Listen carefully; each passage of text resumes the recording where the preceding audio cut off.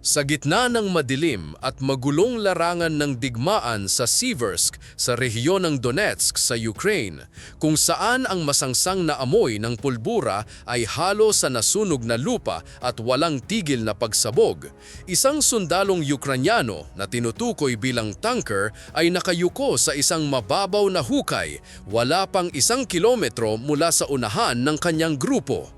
Dumudugo ang kanyang mga binti dahil sa malalim na sugat mula sa isang malupit na pananambang ng mga Ruso.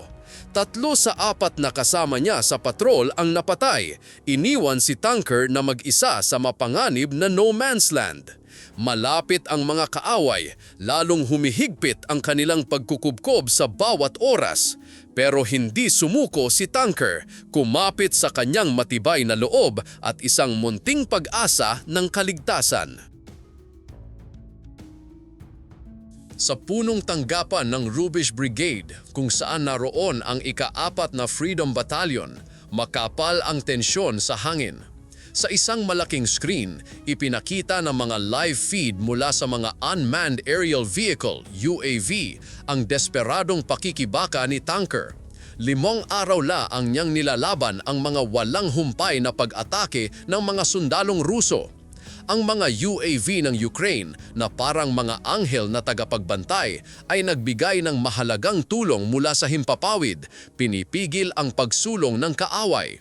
Isang platon ng mga Ruso, mga 30 sundalo ang napatay sa mga nabigong pag-atake, pero lubhang delikado pa rin ang kalagayan ni tanker, nakabitin sa isang manipis na sinulid. Hindi natin maaaring ipadala ang mga armored vehicle o mga sundalo, sabi ni Mykola Heritsenko, tagapagsalita ng brigada, sa mababang ngunit matatag na boses sa isang agarang pagpupulong. Teritoryo ng kaaway ang lugar na iyon. Ang anumang pagtatangka sa pagliligtas ay magdudulot ng mas maraming buhay na mawawala. Hindi makalalakad si tanker ng 1 kilometro sa ganoong mga sugat. Kailangan natin ng ibang paraan. Ang Siversk, isang maliit na bayan sa hilagang Donetsk, ay naging isang nag-aalab na pagsubok ng digmaan. Ang mga malalawak na bukirin nito na may mga manipis na kagubatan at wasak na mga nayon ay naging matinding larangan ng labanan sa pagitan ng mga Ukralinyano at Ruso. Naputol ang mga pangunahing linya ng supply at ang mga daan patungo sa bayan ay puno ng mga mina at hadlang. Ang mga Ruso na may mas maraming bilang at armas ay naglunsad ng mga walang tigil na pag-atake, layuning kubkubin at ihiwalay ang mga unit ng Ukralinyano. Si tanker, isang bihasang sundalo ng Rubish Brigade, ay bahagi ng isang 4 na miyembrong patrol na inatasang magmanman sa isang lugar sa silangan ng Siversk. Ang misyon nila, mangalap ng impormasyon tungkol sa mga tropang Ruso na pinaghihinalaang naghahanda ng malaking otensiba. Kasama sa grupo si tanker, isang veteranong sinubok ng digmaan, si Petro, isang batang tirador, si Andriy, espesyalista sa radyo, at si Serhiy, ang leader ng grupo. Mukhang simple ang plano: pumasok, obserbahan ang posisyon ng kaaway at umatras. Pero bihirang maging maawain ang larangan ng digmaan. Habang gumagapang ang patrol sa isang makitid na daanan, natatago ng mababang mga palumpong at mga desolatong bukirin, biglang sumiklab ang isang barahe.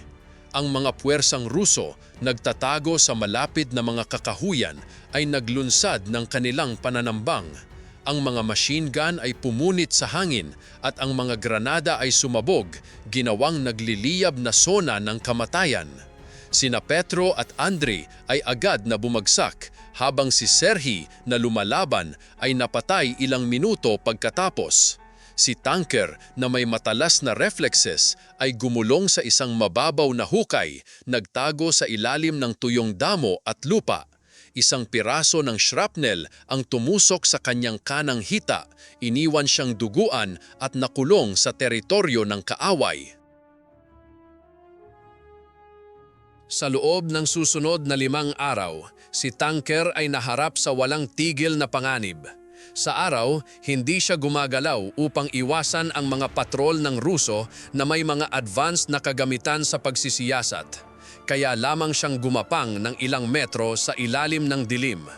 Ang lamig sa Donetsk na bumaba sa ilalim ng 10 grado Celsius sa gabi ay nagpanginig sa kanya. Ang kanyang supply ng tubig ay nauubos na sa ilang lagot mula sa isang kantin at halos wala na ring bala. Isang magazine para sa kanyang AK-74 rifle at isang granada. Pero ang pinakamalaking banta ay ang nakakabaliw na pag-iisa sa larangan ng digmaan, kung saan ang bawat kaluskos ay maaaring magbigay ng senyales ng kamatayan. Sa punong tanggapan ng Rubish Brigade, mga 6 na kilometro mula sa posisyon ni tanker, ang mga opisyal at sundalo ay walang tigil na nagtrabaho. Ang headquarters na nasa isang napinsalang konkretong gusali na dating paaralan ay nagsilbi bilang sentro ng mga operasyon ng brigada. Ang mga pader na puno ng mga marka ng bala, mga mapa na puno ng mga tala at mga screen na nagpapakita ng mga feed ng UAV ay ang kanilang mga bintana sa digmaan. Ang hangin sa loob ay makapal sa amoy ng pulbura at pawis. Si Kapitan Alexander, commander ng ika-4 na Freedom Battalion, ay nagdala ng bigat ng kapalaran ni tanker. Nakatayo sa harap ng isang tactical na mapa, nakinig siya sa mga update mula sa UAV team. Nawala ang direktang komunikasyon natin kay tanker, ulat ni Sargento Mikhailo na may call sign na Hawk, isa sa mga nangungunang UAV operator ng brigada, bihasa sa pag-navigate ng mga drone sa matitinding kondisyon ng labanan. Pero aktibo pa rin ang kanyang locator beacon. Buhay pa siya pero hindi siya makagalaw. Ang pagpapabadala ng armor ay parang pagpapakamatay, sabi ni Mayor Mykola, ang opisyal ng lohistika na kilala sa kanyang maingat na mga kalkirasyon. Ang mga daan patungo sa Siversk ay puno ng mga mina. Hindi rin makakarating ang mga sundalo. Makikita tayo bago pa makarating sa kanya. Kailangan natin ng ibang opsyon. Katahimikan ang bumalot sa silid. Hindi maisip ang pag-abandona kay tanker. Sa militar ng Ukranyano, ang walang sundalong maiiwan ay isang banal na panata. Pero paano ililigtas ang isang tao na nakulong sa puso ng kaaway? Halos hindi makalakad. Ang tanong na ito ang gumulo sa command post. Sa sandaling iyon ng tensyon, isang matapang na ideya ang sumibol. Si Teniente Dmitro, isang batang ngulit bihasang teknisyan ng UAV, ay tumayo. Payat at matalas ang mga mata, iminungkahi niya, bakit hindi natin gamitin ang babayaga? Ang termino na nilikha ng mga Ruso para sa mabibigat na bombang UAV ng Ukranyano ay tumutukoy sa mga drone na gawa mula sa mga komersyal na bahagi ngunit inangkop para sa digmaan na kayang magdala ng hanggang 50 kilo. Ang mga matitibay na makinang ito ay karaniwang ginagamit upang maghulog ng mga bomba o granada sa mga posisyon ng kaaway. Ang plano ni Dmitro ay hindi tungkol sa mga bomba. Iminungkahi niyang gamitin ang drone para maghatid ng solusyon sa pagkilos, isang electric bicycle. Hindi makalakad si tanker, paliwanag niya. Pero kung maghuhulag tayo ng e-bike, makakasakay siya pabalik.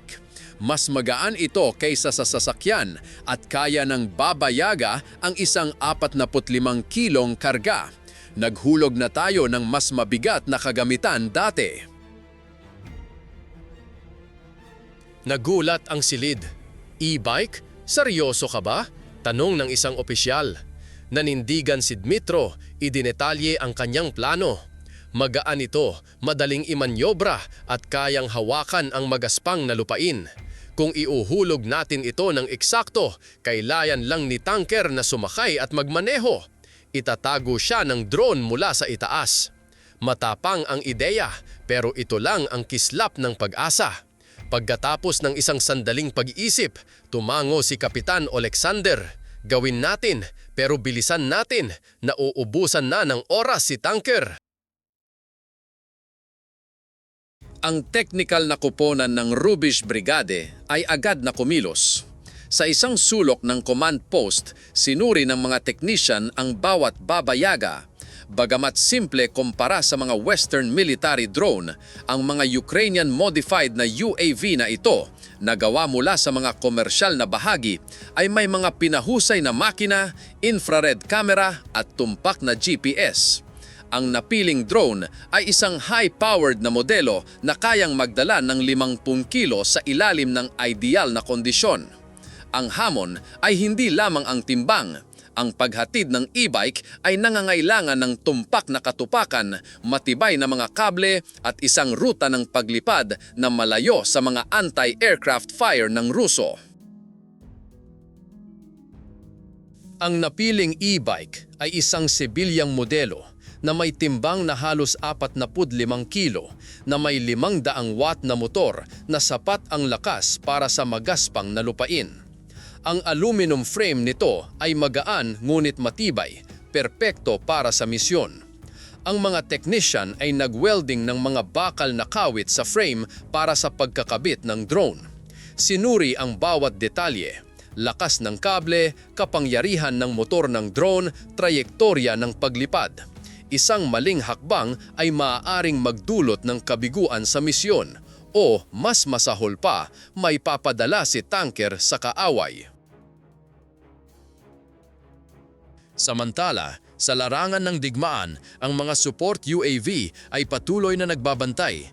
Nilagyan ng mga infrared camera, sinubaybayan nila si tanker at mga galaw ng mga Ruso, naghuhulog ng mga granada o bumabaril sa mga papalapit na grupo ng kaaway upang mapanatili ang isang babasaging buffer ng kaligtasan. Pero tumitindi ang presyon. Ilang drone ang nabagsak ng mga anti-aircraft fire ng Ruso at nauubos na ang mga munisyon sa himpapawid. Si Hawk, ang pangunahing operator, ay nagtrabaho ng walang pahinga, nanginginig ang mga kamay pero matatag sa mga kontrol.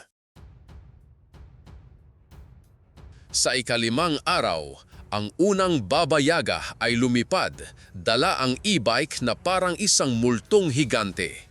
Sa command post, nakatuon ang lahat ng mata sa screen.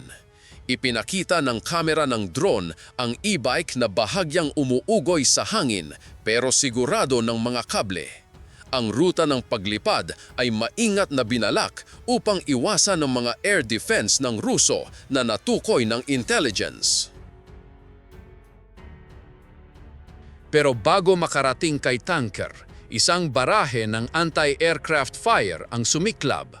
Ang mga bala mula sa isang Zu-23-2, 23 mm na anti-aircraft gun ng Ruso ay pumunit sa kalangitan, tumusok sa pakpak ng drone.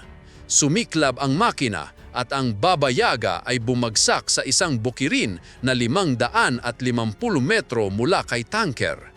Ang sigaw ng namamatay nitong motor ay nagpatahimik sa silid. Hinampas ni Kapitan Alexander ang kanyang kamao sa mesa pero mabilis na nakabawi. Ihanda ang pangalawang drone, utos niya, tuloy tayo. Ang technical na koponan ay nagtrabaho magdamag upang ihanda ang isa pang babayaga. Pinalakas nila ang mga kable gamit ang mataas na lakas na bakal at inayos ang mga kontrol upang bawasan ang pag-ugoy. Binago ang ruta ng paglipad upang gumamit ng mababang lupain at iwasan ang radar ng Ruso. Sa bukang liwayway ng ika-6 na araw, inilunsad ang drone. Tila maayos ang misyon. Inihulog ang e-bike na 220 metro mula kay tanker. Pero habang naghahanda ang drone na bitawan ng mga kable, isang technical na problema ang sumalpok, na overload ang motor, marahil dahil sa timbang ng bike at malakas na hangin sa larangan ng digmaan. Umiikot ang drone, bumagsak sa isang manipis na kagubatan. Ang e-bike, buo pero hindi maabot, ay nakahiga lampas sa abot ni tanker. Bumalot ang kawalan ng pag-asa sa command post. Dalawang nabigong pagtatangka ang nagpasiklab ng pagdududa sa ilang opisyal. Si Coronel Ivan na nag-aalinlangan mula sa simula ay umiling. Nauubos na ang mga drone natin, baka oras na para sa ibang pamamaraan. Pero nanatiling matatag si Teniente Dmitro. Kalahati na ang narating natin, giit niya. Sa pagkakataong ito, gagana ito. Sigurado ako. Sa ika-6 na araw, isang pangatlong Baba Yaga ay inihanda ng may dobleng pag-iingat.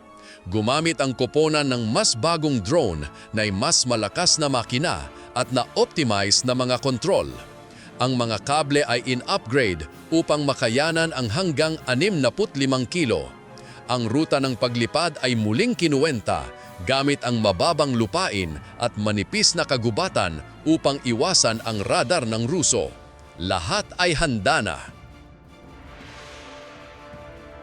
Nang lumipad ang drone, hinintay ng command post ang bawat sandali. Ipinakita ng camera feed ang e-bike na nakasabit sa himpapawid, dahan-dahang ibinababa na parang regalo mula sa langit. Walang anti-aircraft fire ang nakagambala sa misyon. Dinamihan ng drone ang mga mapanganib na zona, bumaba at inihulog ang bike ilang metro lamang mula kay tanker. Si tanker, pagod na pagod mula sa 5 araw ng gutom, lamig at mga banta ng kaaway ay sinamantala ang sandali. Gumapang siya mula sa kanyang hukay, pinutol ang mga kable gamit ang isang combat knife at sumakay sa e-bike. Ang kanyang mga sugatang binti ay kumikirot sa bawat galaw, pero ang kanyang kagustuhang mabuhay ay nanaig sa sakit. Pinindot niya ang throttle at ang bike ay umusad pasulong, pumuputol sa maalikabok at batuhang bukirin. Sa command post, sumigaw ang mga tao sa tuwa nang makita sa screen si tanker na gumagalaw. Pero walang awa ang larangan ng digmaan. Wala pang 1 kilometro sa kanyang biyahe, isang nakakabinging pagsabog ang yumanig sa lupa. Ang e-bike ay tumama sa isang mina, sumabog sa isang nagliliyab na pagsabog na naghagis kay tanker sa lupa. Ang shockwave ay nag-iwan sa kanya na nahihilo, umuugong ang mga tenga habang ang mga debris at usok ay bumalot sa kanya. Sa isang sandali, siya ay nakahiga ng walang galaw, parang nawala ang pag-asa. Pero sa sobrang lakas ng loob, siya ay numiti at tumayo. Dugo pa rin ang umaagos mula sa kanyang mga sugat, tumangging sumuko. Tumingin si tanker sa unahan. Ang teritoryong kontrolado ng Ukrainyano ay ilang daan metro na lamang ang layo, pero ang bawat hakbang ay sakit. Siya ay pilay-pilay na naglakad, gamit ang kanyang mga kamay upang patatagin ang sarili. Ang bawat pagbagsak ay sinasalubong ng isang determinadong pagtayo. Ang kanyang panga ay nakakakuyom laban sa sakit. Sa itaas, ang mga support UAV ay umiikot. Tinitiyak na walang mga patrol ng Ruso ang lumalapit. Pagkatapos ng isang nakakapagod na paglalakbay, narating ni tanker ang mga linya ng Ukrainiano. Isang Tracked Unmanned Ground Vehicle, UGV, isang compact na makina na dinisenyo para sa transportasyon ng supply at paglikas ng mga nasugatan ang naghintay. Kinontrol mula sa command post, ang UGV ay gumulong sa posisyon ni tanker. Siya ay sumakay, pagod na pagod pero ligtas. Ang sasakyan ay mabilis siyang dinala sa base kung saan naghintay ang mga mediko. Nang lumitaw si tanker sa malabong liwanag ng kampo, sumiklab ang palakpakan sa command post. Nasa bahay na siya. Ang pagligtas kay tanker ay higit pa sa isang kwento ng kaligtasan. Ito ay isang patunay ng hindi natitinag na diwa at talino ng militar ng Ukrainyano. Sa harap ng imposible na mga pagsubok, ginawang linya ng buhay ng Rubish Brigade ang isang bombang drone. Bagamat hindi malamang na maging karaniwang pamamaraan, ipinakita ng operasyon ang taktikal na pagkamalikain at isang hindi natitinag na pangako na walang sundalong maiiwan. Si Tanker, ang tahimik na bayani, ay tumawid sa linya sa pagitan ng buhay at kamatayan. Sa likod niya ay nakatayo ang daan-daan, mga commander, teknisyan at mga tropang sumusuporta mula sa malayo na sama-samang lumikha ng isang himala. Sa mga bukirin ng Donetsk na duguan at nasunog ng apoy, ang kwento ni Tanker ay nagniningning bilang isang parola na nagpapaalala sa lahat na kahit sa pinakamadilim na mga sandali, ang pag-asa ay nananatili.